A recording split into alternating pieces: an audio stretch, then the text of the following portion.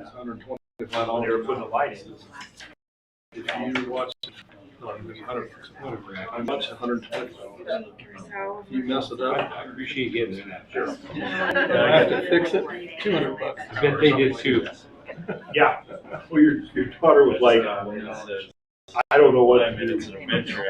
I just got there, I shut it off, and then I went to the door, and she was on the phone with somebody, and I said, what do we got going on here? She goes, I don't know, they got a mess. So that's when I went downstairs. Oh, she's probably talking to me. Might have been. She said, you know, we can't do shit on them, so that's what he had me give me a call. So, I went downstairs and seen it. And I said, whoa. Those kids were wet and tired, and that kid, I thought he was he was breathing so hard, he was sit down. Oh, that big guy? Yeah. Yeah. He cut his hand. Oh, did he? Yeah. I tried to. Yeah. I figured that's what he was trying to do. You just see it. Just read your paper and that's about it. Yeah. Yeah, that's Yeah. First one's over. First one's over. They lost 11-8. Yeah. Sorry, Jeremy. You know, when you play Cheyenne, it's always a tough order. But Playing some nice facilities. yeah, they're playing at the Powers Field. And he was excited about that. He likes pitching there. Said it's real easy.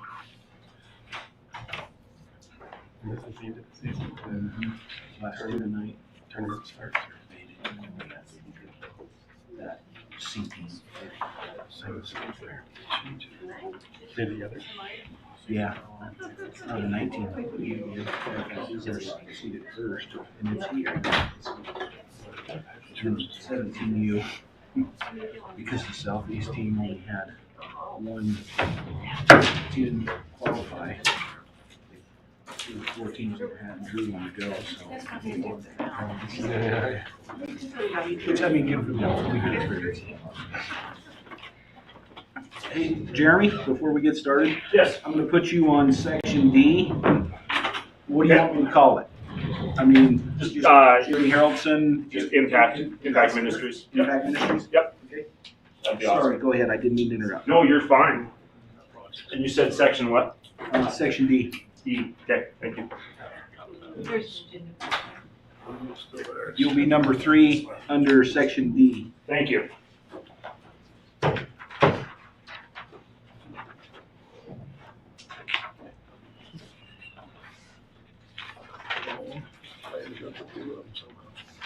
It is 7 o'clock, so we will call the meeting to order. Would you please join me in the pledge?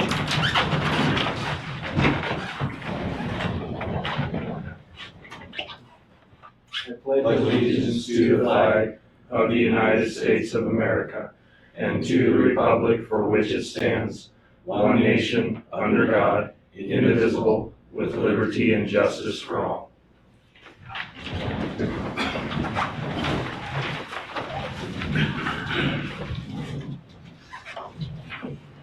Would you take roll, please? Councilman Montoya. Here. Councilman Mattson. Here. Councilman Brits. Here. Councilman Race. Here. Mayor Graves. Here. You have before you an agenda that has a couple of additions. Section D, number 3, will be Jeremy Haroldson with Impact Ministries. And under Section E, unfinished business, item number 2 will be to authorize YDOT for a notice to proceed order.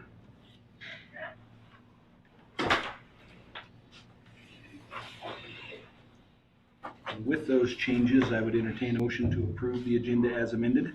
So moved. It's been moved. Is there a second? Okay. Any further discussion? All in favor signify by saying aye. Aye. Opposed, same sign. Motion will carry. You have in your packet and electronically the consent agenda. For the purpose of conversation, I would entertain a motion to accept and place to record the consent agenda. So moved. It's been moved. Is there a second? Second. Is there discussion?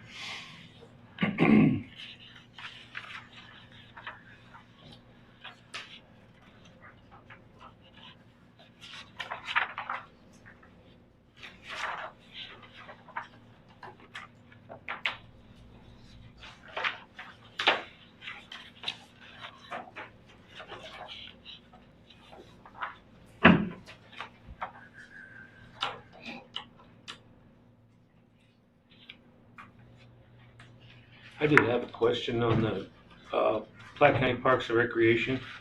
The reimbursement request for Pool B, what exactly is that? For what? Pool B has a total of $73,319. Oh, that's how much money. That, during the budget, we allotted Parks and Rec a certain amount, and that was their allotment. That was it? Yeah. Okay, That was their, all right. I just seen reimbursement request. I wasn't quite Yeah. sure what that was. they just waited till the end to request it all. Okay, thank you.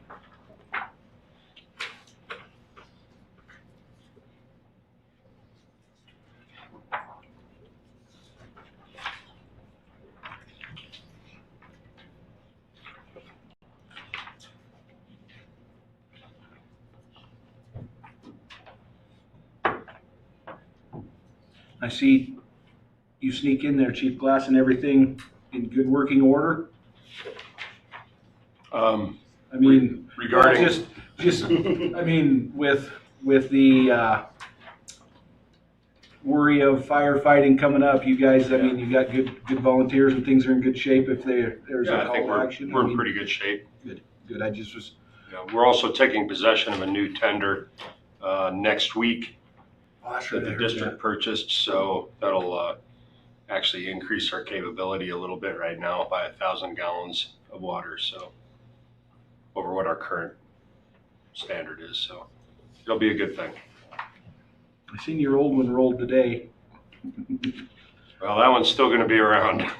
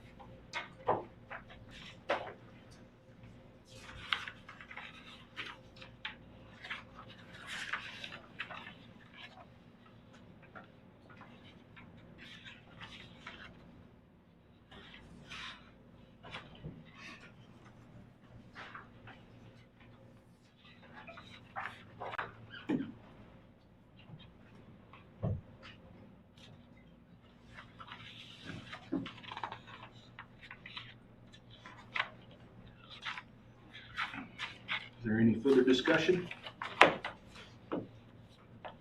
Wow, I know. crickets tonight. I know it's unusual. I have nothing to say.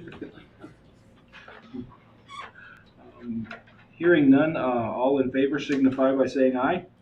Aye. Opposed, same sign. Motion will carry. Moving to petitions, memorials, proclamations, and public comment.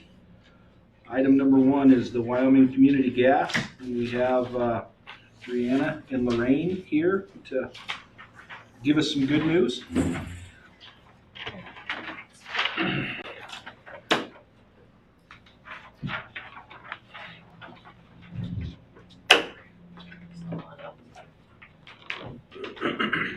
Turn and face the camera. And smile. It's for Facebook. So, It's okay. I gave him a copy of it. Okay. You can use that. All I right. was gonna say I got one. Totally forgot.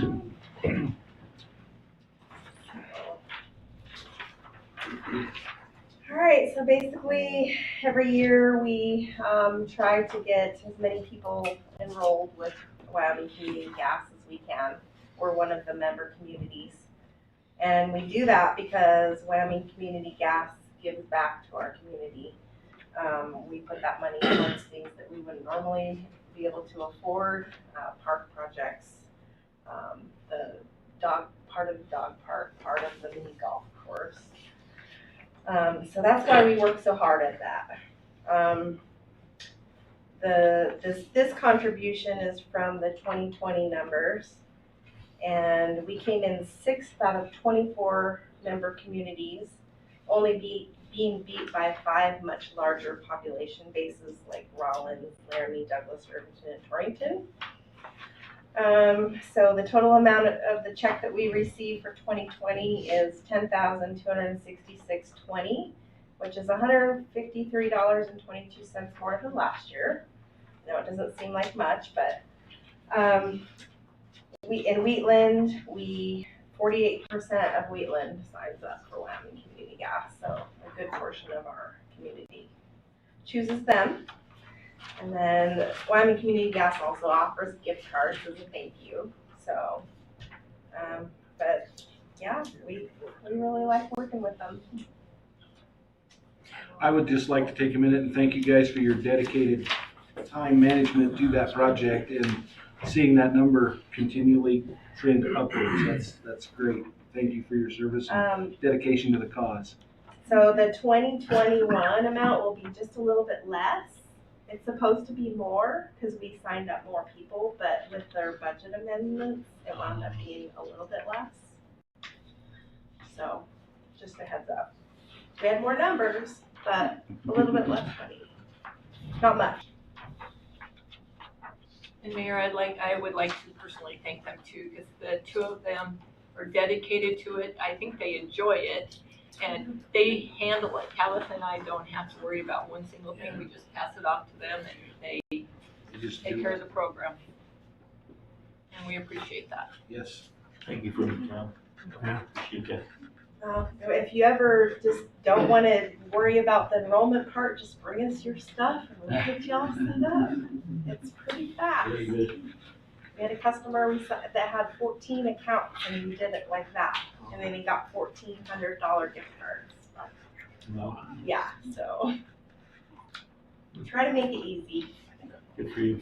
Yes. Thank you very much. Okay. And Got the check.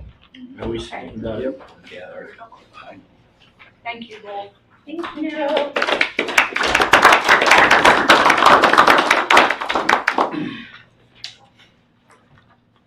Next, we'd like to recognize Bo Holtis. He has the completion of the electric apprenticeship program. Come on up, Bo. Come on up, Bo. You gotta be on the camera too, buddy. Little background on Bo is he attended the Western Nebraska Community College Power Line Construction and Maintenance Program for 1 year, and then he served for an additional year as an assistant instructor at the college. He began full-time employment with the town of Wheatland's electric department in June of 2019, and during that time, in the last 2 years, he completed his apprenticeship program. Tonight, we'd like to recognize Bo for completing his 4 years of books with an overall average of a 92% and completing 8,000 hours towards the program. We would like to present from the U.S. Department of Labor a certificate of completion of apprenticeship certifying that Bo Dexter Holthus has completed his apprenticeship for the occupation of electric line worker. Awesome.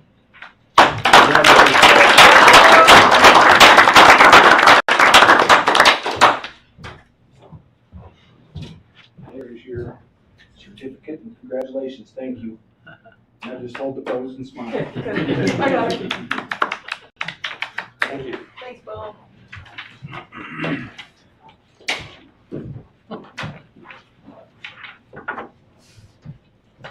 Rick, you're making me want to walk by. Me too, High I was five. thinking that. I'll get up there and give you one after we're all done. Right here, okay? Except for Donnie. I mean, especially. I like that. Oh, yeah. Item number 3, we have Mr. Jeremy Haraldson here from Impact Ministries, and he would like to address the council. So is there a specific place I need to You stand? can take the podium if you would, please. Perfect. Thank you, guys. As we talked a couple months back, we did in one of your special kind of breakout sessions, we talked about the possibility of bringing utilities into the Pruitt property that Impact Ministries owns. And after you guys had discussed that, talking with Candy, that the decision kind of was made maybe to slide that more towards the 16th Street project. With that, she did make the comment or make the request that I do seek out a bid to bring the water, the 770 feet over to our property. And so I did. I've got that bid. The bid came in at $92,129.60. Adding that to around a $30,000 electrical bid puts us right in that $122,000 range. Which I guess at this point I'll ask, is it's still the desire of the council to continue with the 16th Street funding over the Pruitt funding? I guess that's going to be the first question I have. And I know I'm throwing you on the spot, but I was asked to get a definite number. And I guess you don't have to answer that right now, but I guess I'll throw another idea towards you. We are in a position where we would like to move forward with our phase 1 building, which will be the 60 by 100 building, the RC car track, the paintball field, and the archery lanes. We do need electricity, we do need water, we do need sewer capabilities to move forward with this. So another idea I have, and I'm really open to your guys' ideas as well, but an idea I have, since we do border county, is the possibility of an annex into the county with that 17-acre property. We then could use REA, a well, and septic, and we could move forward with the project as soon as the annex moved through. So just, again, I'm not trying to do anything besides just get your guys' opinions and what your thought process is so we can continue to move forward with this project. And Tony and Don, coming in kind of a little in the middle of this, I'm sorry, because I know you guys weren't here at the beginning of the conversation, but we did have the discussion that the sewer is at 6.5 feet over 1,200 feet away, which makes it where we would not be allowed or able to bring in city sewer no matter how we would do it. I mean, there's just no way without actually doing a pump station. So we were going to do septic, but we couldn't legally bring a well on board, it being in the city limits. So that was kind of where that thought process went. County? They can't put a well in there if we did No, I think the ordinances says you cannot put a well in town for use. I haven't looked at it. You can do what? You cannot drill a well in city limits. I haven't looked at it for a long time. Didn't the school try? I don't think the school could do it without, just because of the health issues with the school district. Because I just wondered if you went the well and septic route where the power is closer, get city power over, but I didn't know if you could do water and septic. Can't tell you. Septic has to have an engineer saying that it is not feasible for them to hook to the city sewer system, the town sewer system. I know that's in it. And I think that's what happened with that house, just to the Correct. east, is they were unable to hook to the city sewer, so then they were allowed to do septic. We just don't know what the process would be if we can on the well. Currently, everything in that direction is on REA as far as the Mormon church.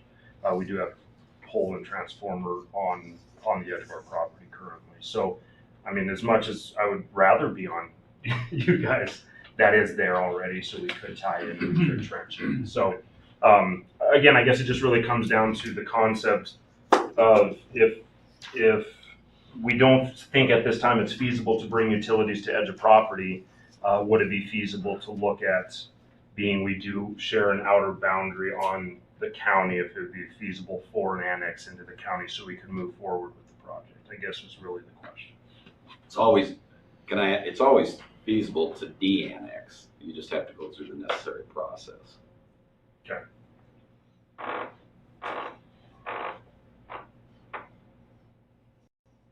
Like stuck between a rock and a hard place there, isn't it? It kind of is. I mean, it's just, I don't know, it's all the process. I mean, I understand when you're developing land, this is just part of what you're dealing with. But it kind of, I mean, $130,000, that's a chunk of change for you guys. And that's a chunk of change for us to move that in there when we wouldn't have to. We do have an option, because one of the concerns was, do you want to try water off of a well? But working with the irrigation district. We have irrigation rights. We have a canal that comes onto property, and we would have the ability to water. We could use that as a watering idea for landscaping, sod, as well as trees. We have a process that's in place that would work. So really, the well would be used for the purpose of fire protection as well as potable water. So Doug, like that annex would have to be approved by the county and the city? You know, I've never had a de-annexation. There's a process. Yeah, Amy can answer. It's not a real difficult process, to be frank. No, it's not a difficult process, but you would do the petition comes to the town, we basically make sure you have everything. Then it goes to the county gets it for 60 days, nothing can be done with it for their 60 days that they have it. Once they make their decision and it comes back to the town goes through the very similar process to annexation as far as doing the planning and zoning meeting, the town council meeting, and then the 3 readings of the ordinance. Yeah.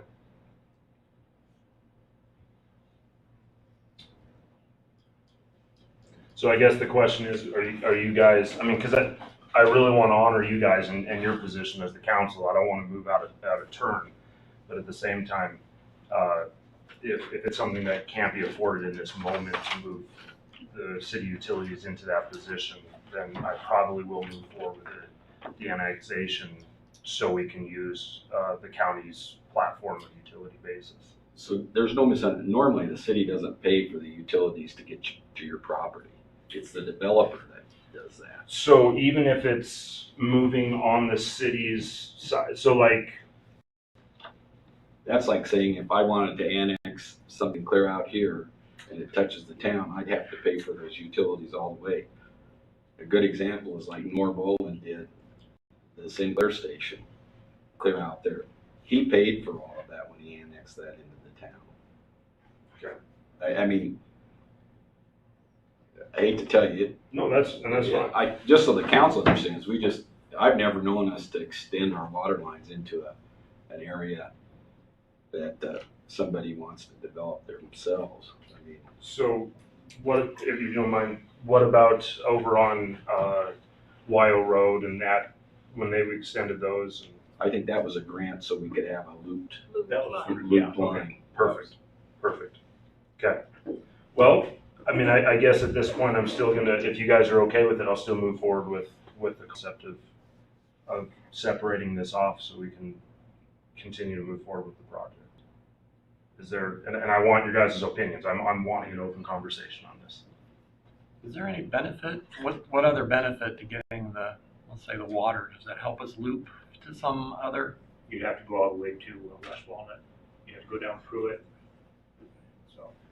Right. And the electrical, well, that's not that big a deal. We're just putting a transformer over. Well, you'd still have to get permission from REA because that's their service territory. But no, Is that right? City limits. It's in city limits, it's ours. Not if they've been serving it. but they're not serving. They're not serving, okay. Just serving the church. Part of our South Street project, this last one brought that Right. power up to that, right across the road. You know, the ability to get power right across the road. Easier. That's why I was asking, if you could bore underneath closer with power, if you could do well and septic.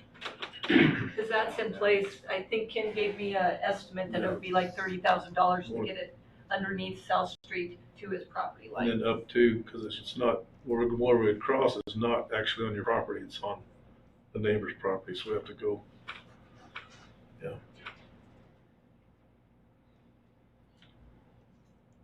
What's your timeline that you're looking for? What's your timeline for looking for starting construction or what you? I mean, we wanted to be able to have a dried-in structure before snowfall this fall.